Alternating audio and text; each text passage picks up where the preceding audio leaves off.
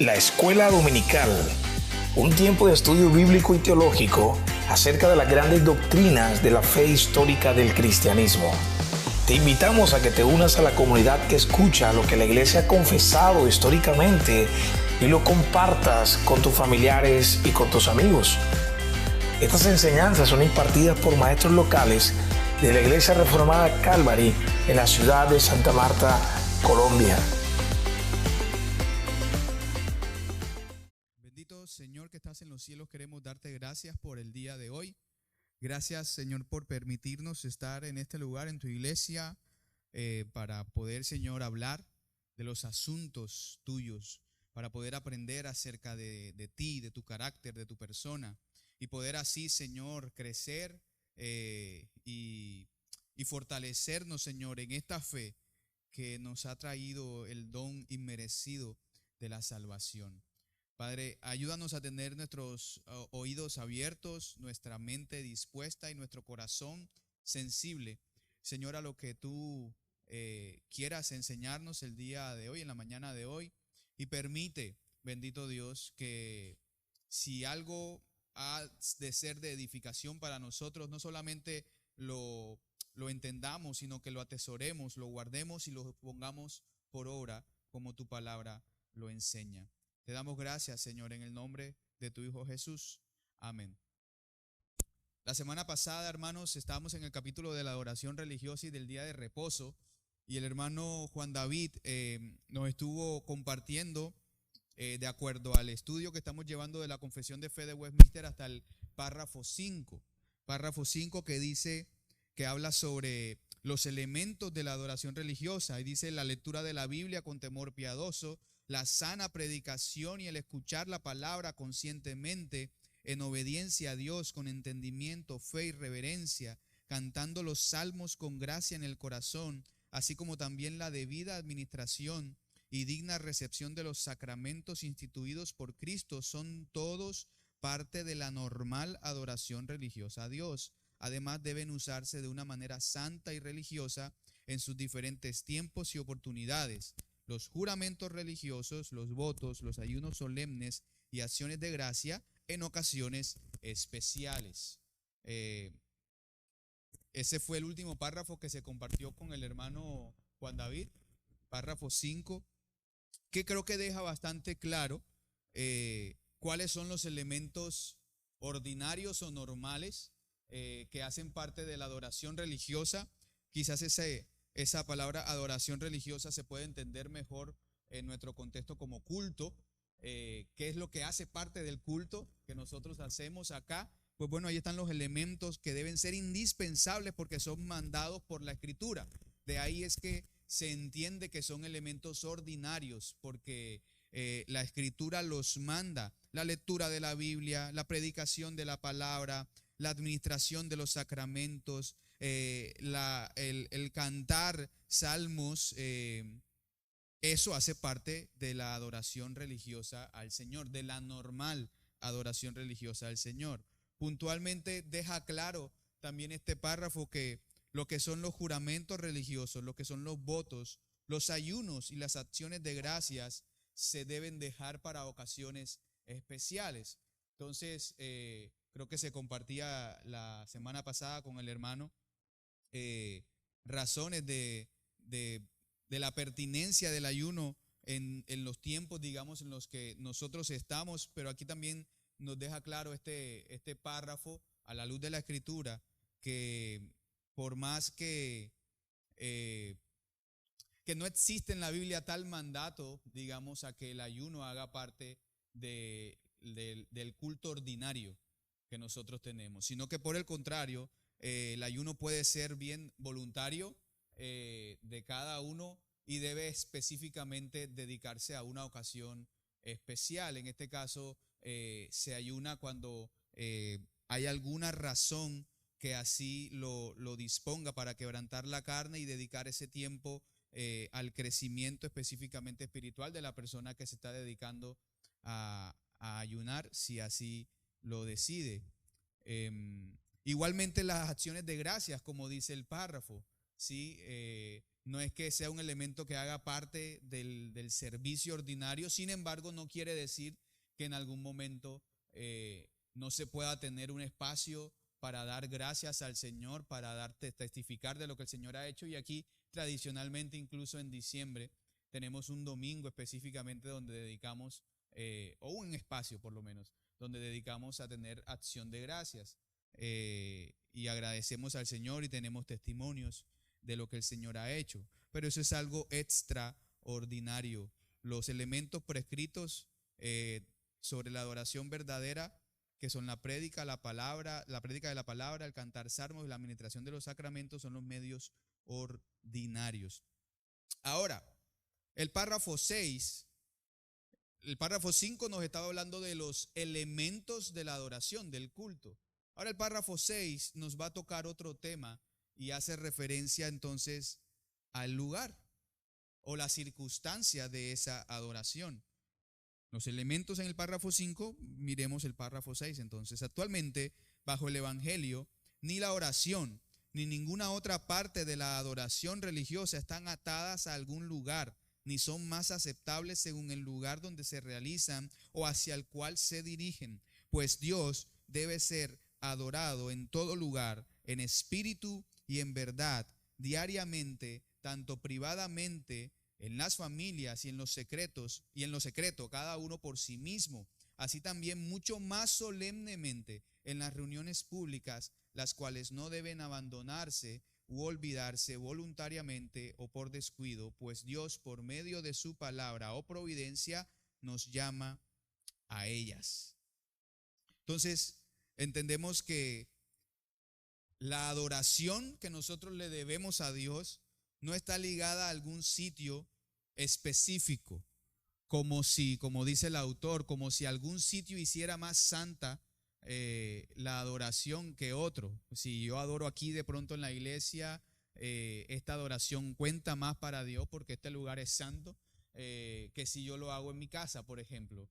Esa es una advertencia que encontramos en ese párrafo. En el Antiguo Testamento nosotros encontramos puntualmente la adoración religiosa sí ligada a un sitio específico. Nosotros podemos leer, por ejemplo, en el Evangelio de Juan, capítulo 4,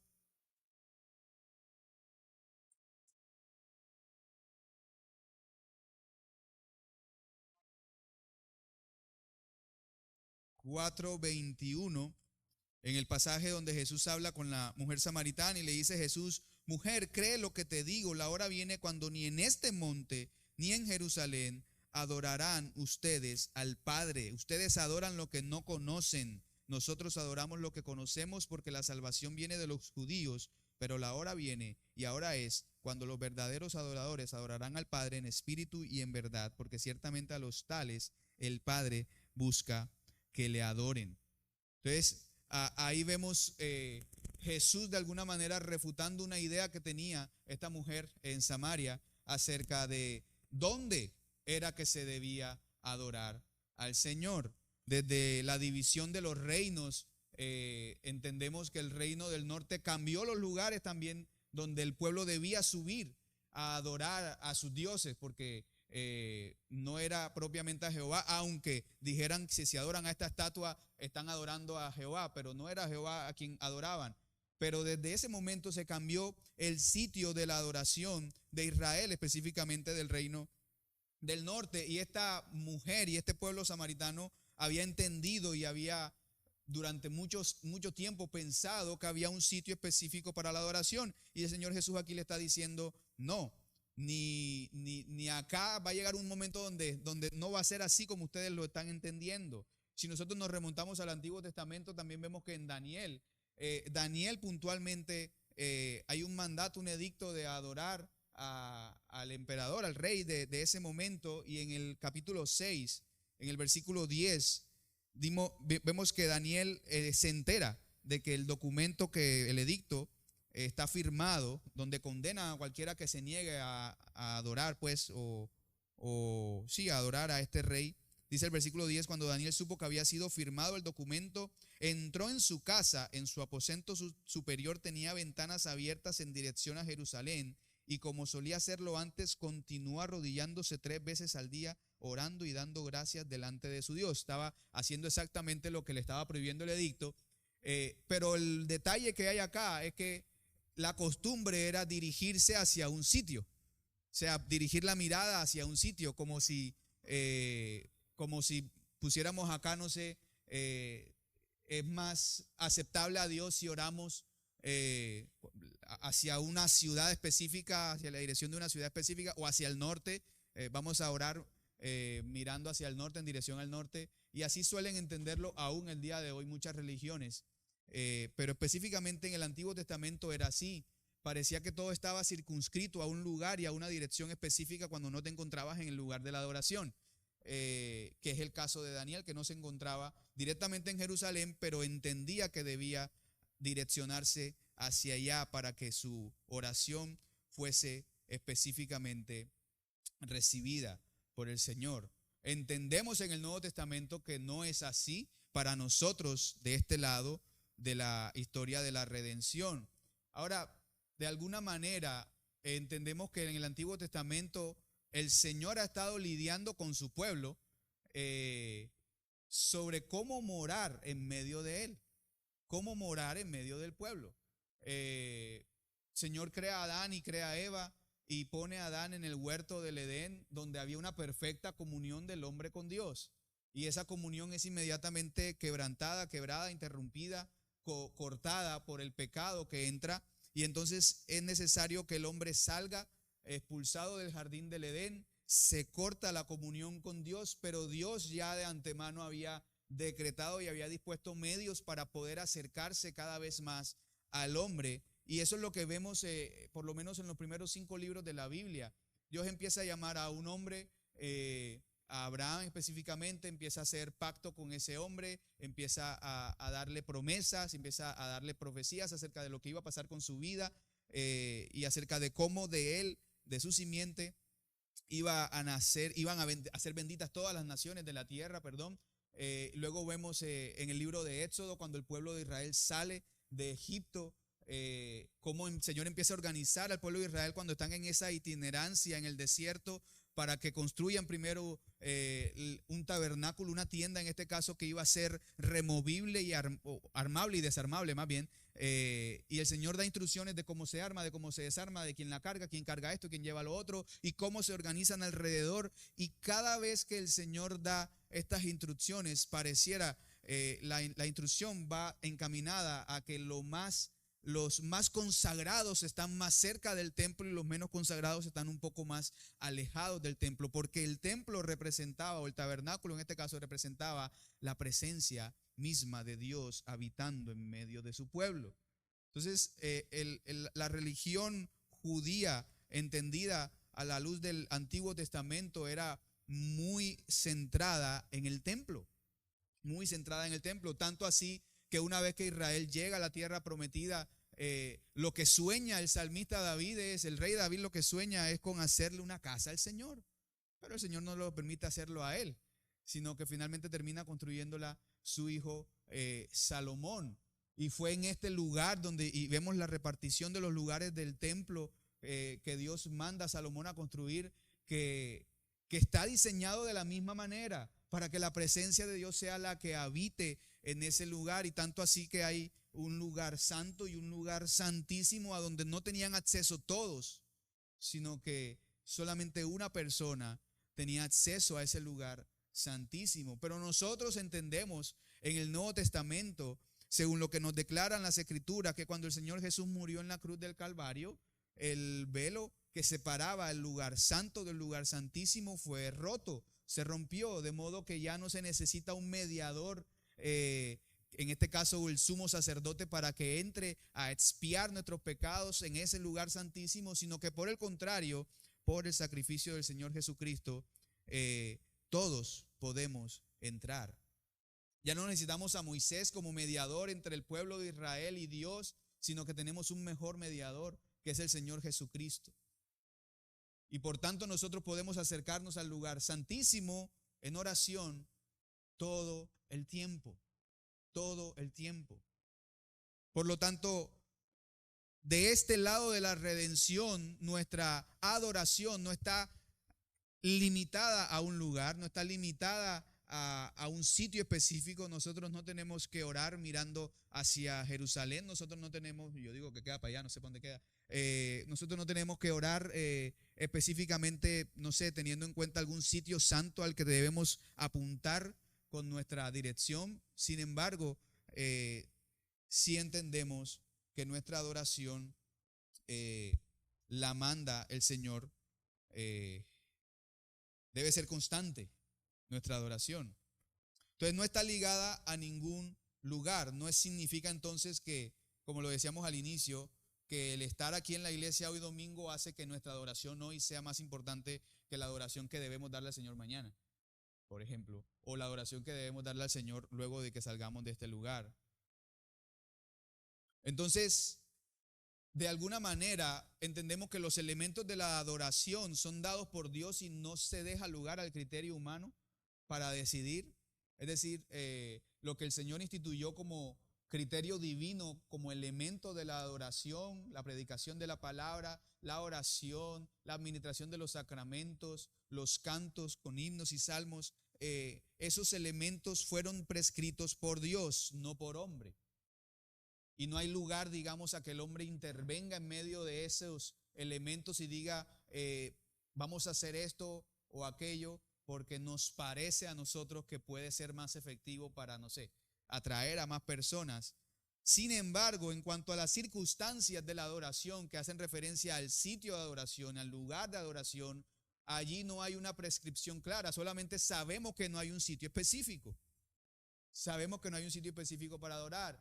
Por eso, aquí nosotros podemos decidir a criterio humano, de acuerdo a las necesidades de la comunidad local, de la comunidad propia, a qué hora comenzamos el servicio. Porque en la Biblia no se nos instruye específicamente y se nos dice el servicio debe comenzar a las 6 de la mañana.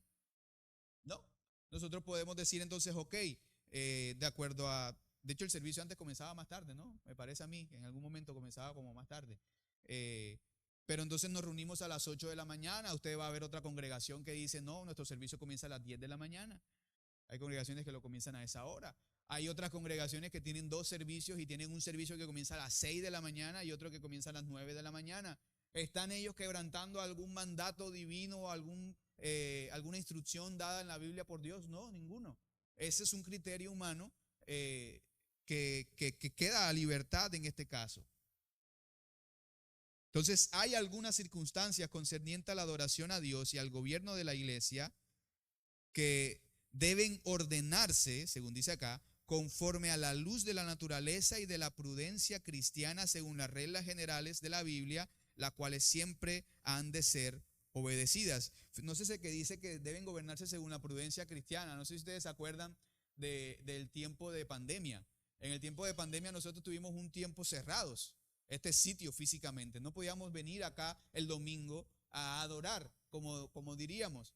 Sin embargo, dado que no estamos circunscritos a un lugar, porque no es lo que hace, la adoración no es santa por el lugar donde se hace, o no es más santa dependiendo del lugar donde se hace, nosotros decidimos reunirnos primero por Zoom, creo.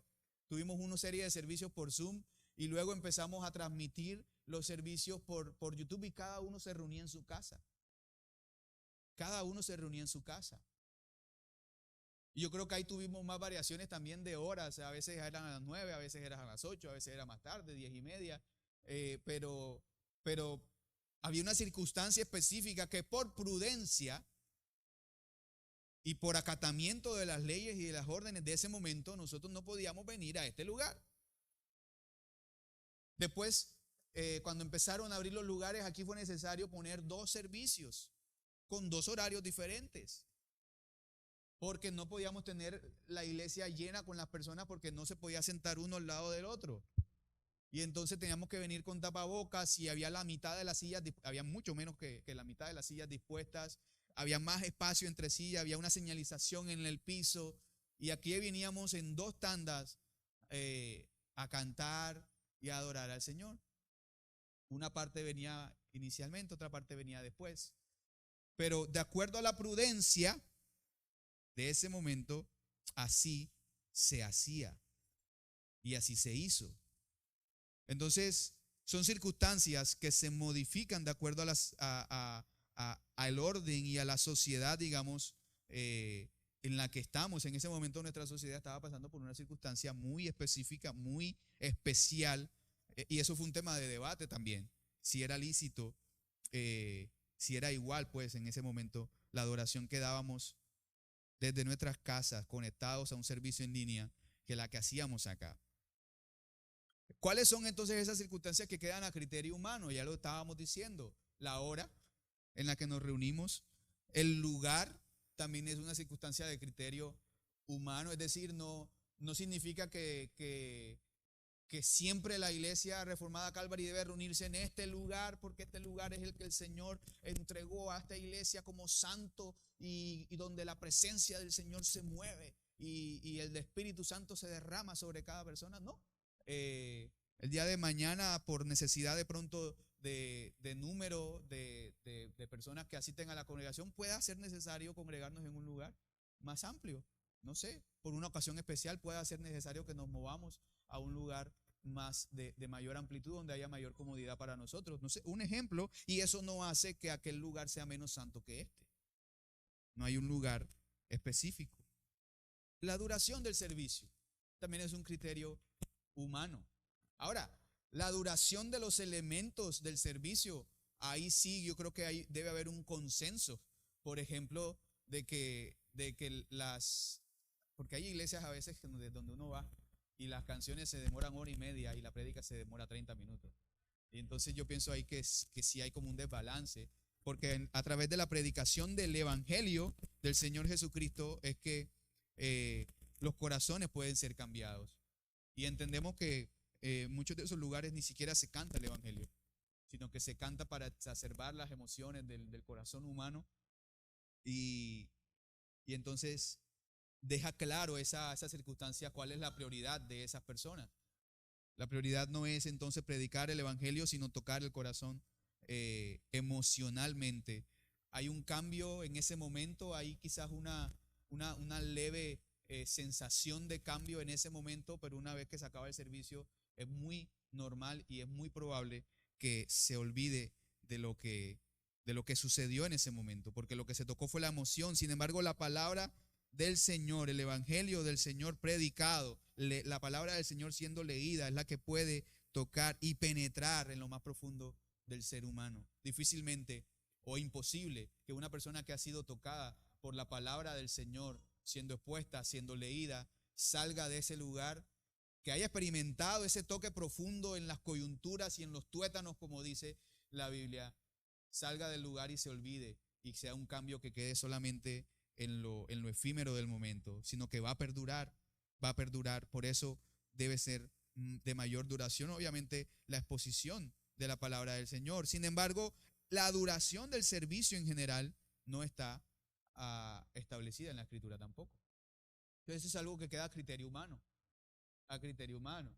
Acá tenemos un servicio relativamente, en mi opinión, corto. El servicio desde que comienza a las 9:15.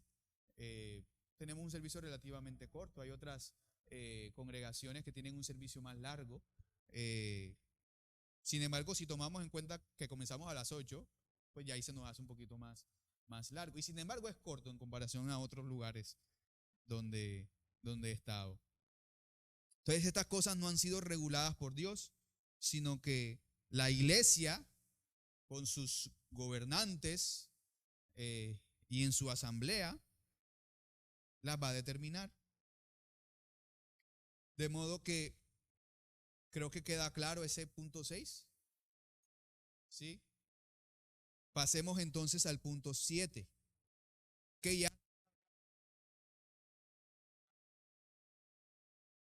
el capítulo es la adoración religiosa y el día de reposo. Estos últimos dos párrafos, el 7 y el 8, nos van a hablar acerca del día de reposo.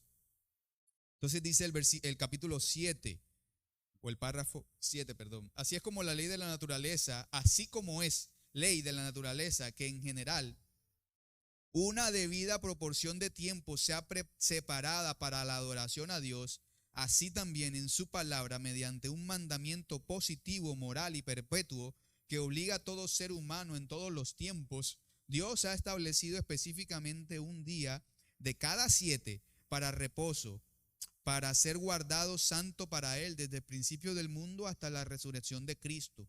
Este día era el último de la semana, pero desde la resurrección de Cristo fue cambiado al primer día de la semana, el mismo que en la Biblia se llama Día del Señor, el cual debe continuar hasta el fin del mundo como el sábado cristiano. Sábado ahí entendido como descanso.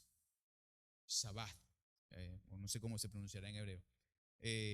Sábado entendido como descanso. Entonces, ¿qué se nos está diciendo en este párrafo específico? Que Dios ha mandado a todos los hombres a guardar un día de la semana específicamente. Ahora, nosotros lo acabamos de estudiar, ¿no? En los 10 mandamientos. El cuarto mandamiento específicamente, como dice según Éxodo capítulo 20. Vamos a leerlo.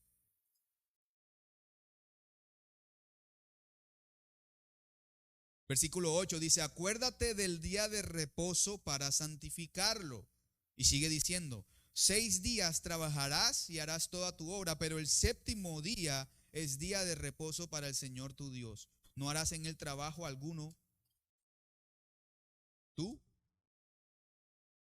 ni tu siervo, ni tu sierva, ni tu ganado, ni el extranjero que está contigo, porque en 6 días hizo el Señor los cielos y la tierra, el mar y todo lo que en ellos hay, y reposó en el séptimo día. Por tanto, el Señor bendijo el día de reposo y lo santificó. En el Antiguo Testamento, entonces entendemos, a la luz de Éxodo 20, que el Señor instituyó un día específico para reposar. Pero nótese que ahí mismo en Éxodo 20, capítulo 20, versículo 9, Moisés empieza a dar una justificación que no se remonta al tiempo en el que está dándose la ley.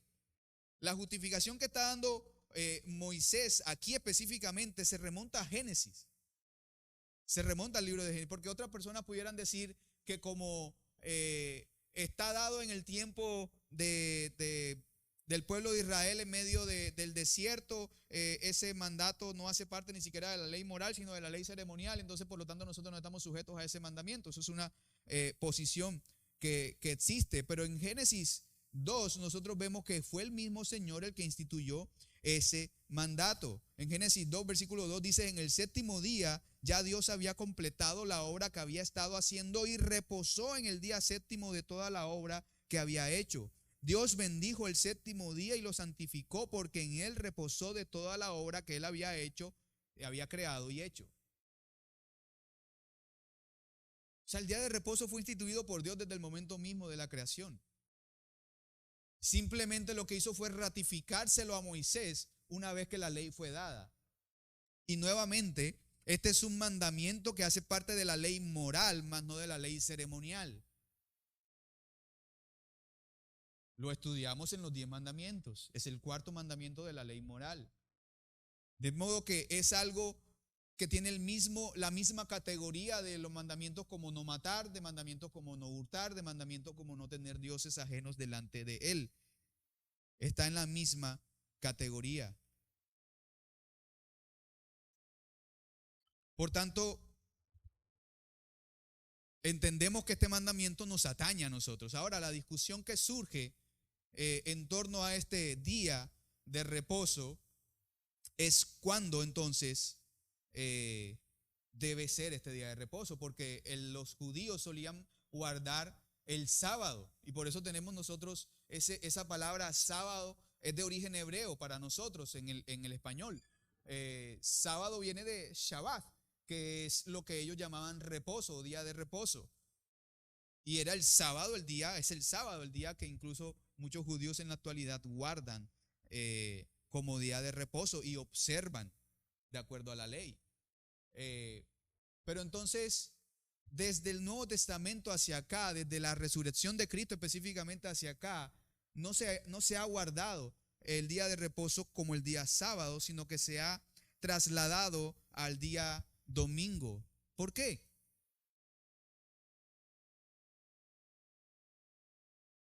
¿Por qué este cambio?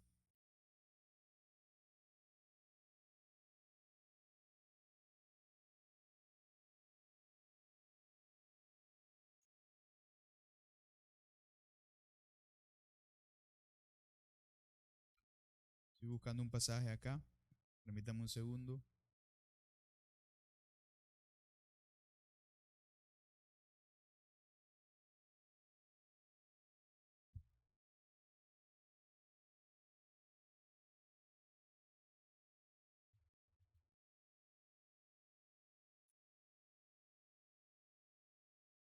En Hechos 20, nosotros vemos un pasaje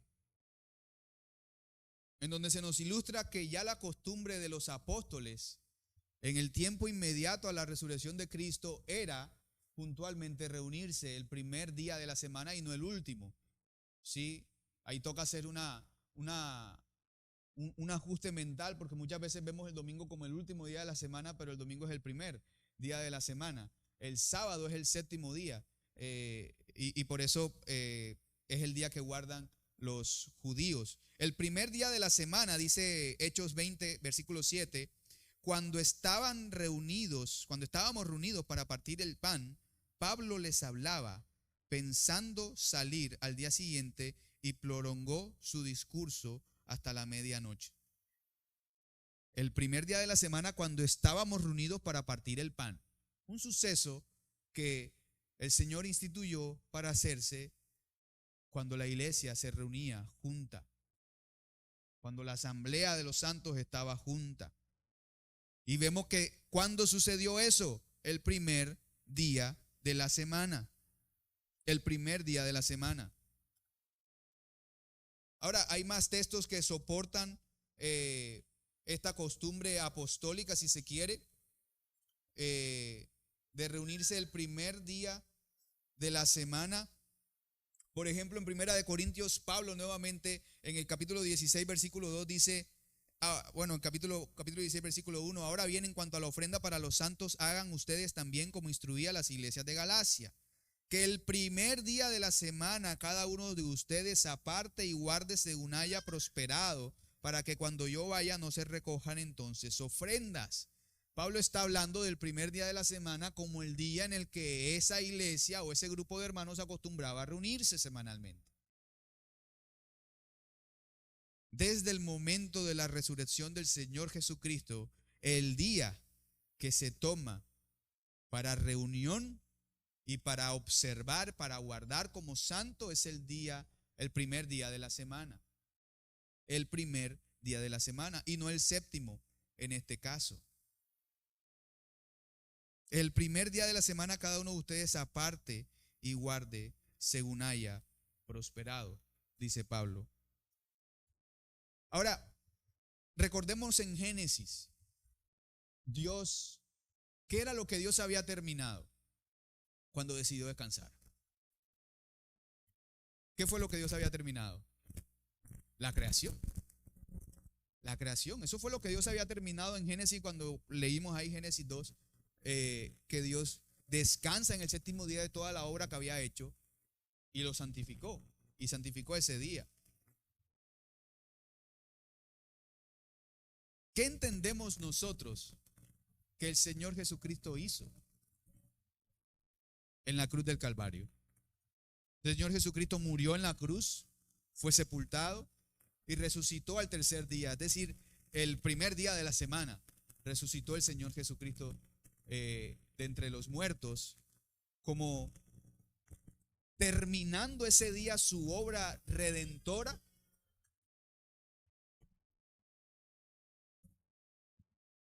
Y entonces recuerdo a Pablo diciendo que nosotros somos nuevas criaturas, ¿no?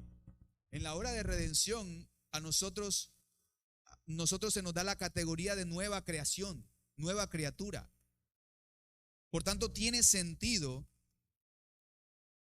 descansar en el día que el Señor Jesucristo resucitó, porque tiene concordancia con que el Señor Dios de los cielos descansó en el séptimo día de toda su obra de creación, y el Señor Jesucristo terminó su obra de regeneración o de redención de las personas para hacerlos nueva creación en el primer día.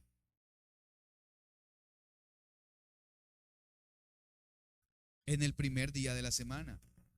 Ahora, otro argumento que surge es que, y lo leí hace 2 horas en X, que ese día no fue un invento de los cristianos, sino que fue un invento de Constantino. Porque el 7 de marzo del año 321, Constantino dio un edicto donde decía que el domingo, el primer día de la semana, debía ser un día de descanso para todos en el Imperio Romano, y que los talleres, que era más que todos los negocios que existían en ese momento, debían cerrar también ese día.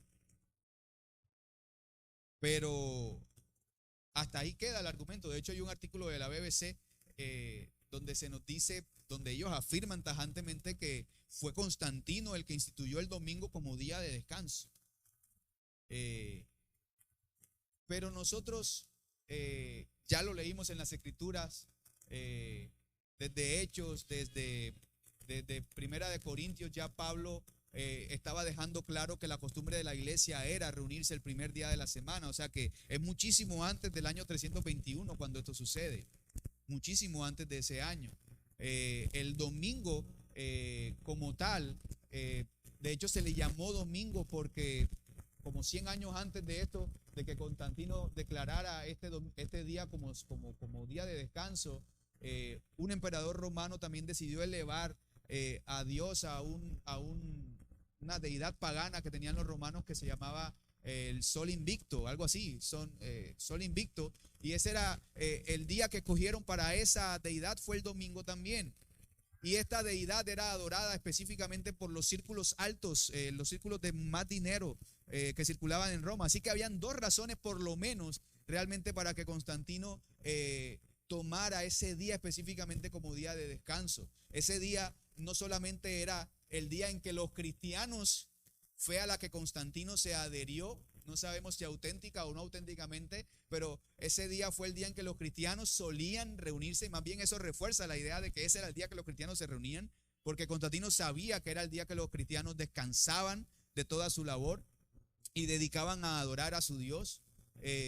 Pero también habían razones económicas, se presume.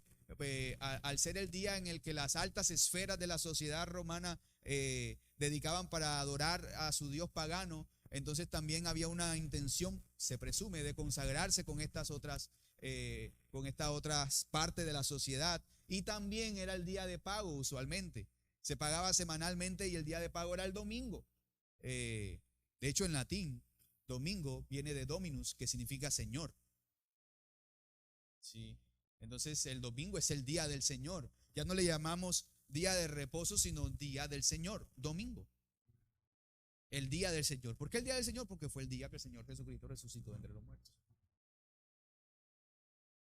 No sé si hasta ahí hay alguna pregunta, hermanos, comentario, adición.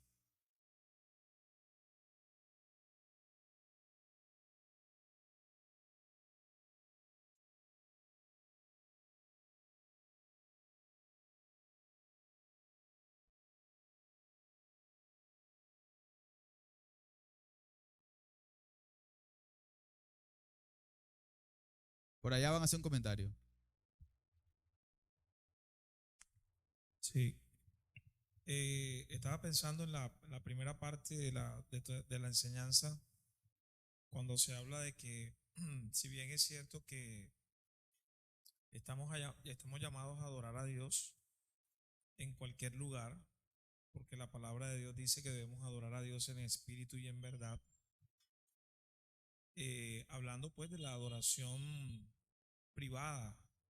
O sea, cada persona tiene una responsabilidad de adorar a Dios privadamente, ¿verdad? Es decir, en su casa, en un lugar secreto, cerrada la puerta, como dicen los evangelios. También es cierto que el pueblo de Dios se reúne, como en este caso, ¿verdad? El día del Señor, pero nos reunimos corporativamente. O sea, ya no un individuo en particular, sino que diferentes familias se reúnen en un lugar para adorar a Dios.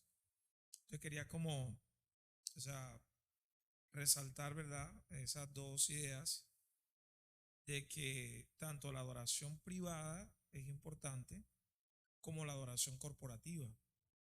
Porque, por ejemplo, la Biblia describe la iglesia cuando se reúne, ¿verdad? Cuando el cuerpo se reúne. O sea, con un sentido, cuando estamos en nuestra casa, hacemos parte de la comunidad, en un sentido no somos iglesia, cuando de manera solitaria y privada yo me reúno solo en mi casa, sino cuando el pueblo de Dios se reúne, estamos representando, ¿verdad?, la iglesia universal por medio de la iglesia local geográfica que se reúne para adorar a Dios. Amén. Y bueno, y en ese sentido, incluso la intención del párrafo 6 es incluso resaltar el valor de la adoración pública también, porque el párrafo 6 termina diciendo, así también mucho más solemnemente en las reuniones públicas, dice, las cuales no deben abandonarse u olvidarse voluntariamente o por descuido, pues Dios por medio de su palabra o providencia nos llama a ellas y hemos sido instruidos por la Escritura a no dejar de congregarnos, por ejemplo. Así que entendemos el valor y la importancia de esto que hacemos domingo tras domingo, porque nos reunimos aquí domingo tras domingo. Sí, entendemos la importancia y el valor. Ahora, el párrafo 8, ya para terminar, lo voy a leer y solamente hace un comentario breve. El sábado cristiano, nuevamente sábado aquí entendido como descanso, el descanso cristiano es pues guardado santo para el Señor cuando los seres humanos, después de una debida preparación de sus corazones y arreglando con anticipación sus asuntos comunes, no solamente observan todo el día santo reposo de sus propias labores, palabras y pensamientos acerca de sus empleos y recreaciones seculares, sino que también se ocupan todo el tiempo en el ejercicio de la adoración pública y privada y en los deberes de necesidad y misericordia. Esto nos está hablando acerca de la observancia del día de reposo. Es decir, y lo hablábamos, creo que también en la enseñanza acerca del cuarto mandamiento y en los grupos de comunión también hubo tiempo para hablar de eso. Solamente implica guardar el día de reposo, venir aquí a la iglesia el domingo.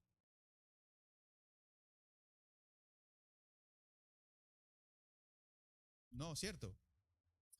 Implica más que solamente eso. De hecho, hay un sentido de anticipación, lo decíamos también, hay un sentido de anticipación de que no es solamente el venir a la iglesia el domingo, sino también desde el día anterior yo me estoy preparando para lo que yo voy a hacer el día domingo, que comienza evidentemente ¿con qué? Con venir a congregarme, en este caso porque tenemos el culto temprano en la mañana, con venir a congregarme con los hermanos en la iglesia, a ser parte de la adoración pública que tenemos como iglesia. Pero después de que salgo de aquí, ¿qué se espera de mí en ese guardar el día de reposo? Se espera, como dice el párrafo entonces, que nosotros guardemos y observemos el día de reposo, observando el día no solamente en nuestras propias labores, sino en nuestras palabras y en nuestros pensamientos. Es decir, de alguna manera lo que se nos manda al guardar el día de reposo es, tenemos 6 días a la semana, digamos, para ocuparnos de asuntos seculares. Tenemos 6 días de la semana para ocuparnos de nuestros empleos, para ocuparnos de asuntos de pronto de negocios particulares, de asuntos, no sé, del colegio de los chicos. Tenemos 6 días a la semana para estar en todos esos afanes y en esas cosas. El día de reposo que instituye el Señor nos está instruyendo a nosotros para que ese día sea guardado santo para Él, incluyendo nuestros propios pensamientos. Es decir, yo debería ser capaz de no dedicarle ese día un pensamiento, digamos, o no gastar mi mente en los mismos afanes que me tuvieron ocupado en la semana, en los 6 días anteriores. Yo debería ser capaz de no, de guardar mi mente de eso. Sin embargo, yo sé que si fuéramos tan puritanos como los que escribieron la confesión de fe, o bueno, como no somos tan puritanos como lo que creyeron la confesión de fe, creo que fallamos ahí. Creo que todos fallamos ahí. Porque muchas veces el domingo es el único día que de pronto tenemos para hacer algo específicamente que nos hace falta del trabajo. Quizás el domingo es el único día que tenemos un espacio para algo que no necesariamente se circunscribe a todo lo que debemos guardar o hacer el día de reposo. O de pronto se nos pasó algo en la semana que quedó pendiente para el día domingo. Y entonces en ese sentido hay un llamado también a la reflexión de parte nuestra. Si fuéramos a medir con el mismo rasero con el que se escribió esta confesión, debemos reconocer que fallamos. Debemos reconocer que fallamos, debemos reconocer que incluso nuestras mentes están ocupadas muchas veces en preocupaciones que nos tuvieron el resto de la semana, el mismo domingo. En lugar de estar yo recordando y meditando en la palabra del Señor, quizás profundizando en la enseñanza que se dio el domingo en la iglesia, quizás compartiendo con algún hermano que está en necesidad para ir a apoyarlo en su necesidad y orar por esa persona, en lugar de estar orando por un hermano que está pasando por una enfermedad o ir a visitar a las viudas y a los huérfanos, en lugar de estar ocupado en esas cosas, quizás me ocupo más en cuestiones que debí resolver en la semana. Y esas son cosas que también se nos instruyen en este mandamiento. Ocuparlo en cuestiones de necesidad y misericordia. Ahora, hay personas que trabajan, y ese tema ya se tocó también, creo. Hay personas que trabajan el día domingo, ¿sí? Y bueno, entendemos que por necesidad estas personas deben hacerlo porque pueden correr el riesgo de perder sus trabajos, pero de alguna manera, no sé, lo entiendo así, si hay un mandato o si hay una sensación de que el cristiano debe procurar y debe orar al Señor para que le provea un empleo donde él pueda dedicar el domingo para adorarle a Él, para guardarlo para Él. Porque, no sé, me pongo de pronto a hacer la analogía y no quiero ser tan incisivo, pero porque yo en algún momento también estuve en esa situación, pero me pongo a hacer la analogía, a decir que no, yo no voy el domingo porque me toca trabajar y voy a trabajar el domingo porque si no, imagínate, me echan del trabajo y si me echan del trabajo, ¿con qué voy a comer? Eso es lo mismo que el ladrón que no tiene para comer, el hombre que no tiene para darle comida a sus hijos y sale a la calle. No, yo robé por necesidad. Realmente como que no hay mucha diferencia. Es el mismo argumento. Quebrantar la ley en base a la necesidad de una persona. Entonces sí creo que se debe orar, que el cristiano debe orar para que el Señor le provea un mejor empleo, un empleo no necesariamente mejor en términos económicos, pero sí mejor en términos de que le dé su tiempo el día domingo para poder guardar ese día como día de reposo para él. Sí creo que el cristiano debe procurar estar en esa tónica de guardar ese día. Ahora, hay hermanos que de pronto son doctores, ¿no? Y ese es un ejemplo clásico en este caso. Hay hermanos que son doctores y de pronto ese domingo le programaron, lo llamaron el sábado en la noche. El man es cirujano, no sé, cardiotorácico.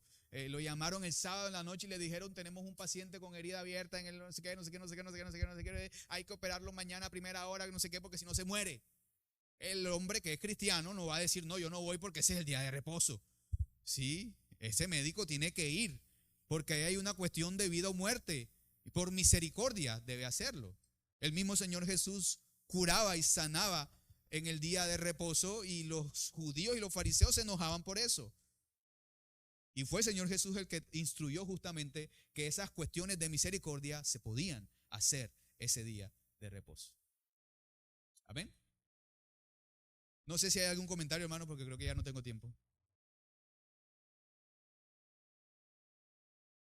Sobre el trabajo, orar y buscar, exactamente, ¿no? No solamente debe orar para que el Señor provea, sino que debe ser activo, ¿no? En esa oración y bueno, pues buscar las maneras de que enviar hojas de vida acá, tocar puertas, en fin, como dice el hermano, orar y buscar. ¿Algún otro comentario? ¿Pregunta? Ok, hermanos, entonces vamos a orar y tenemos un tiempo de break antes del servicio.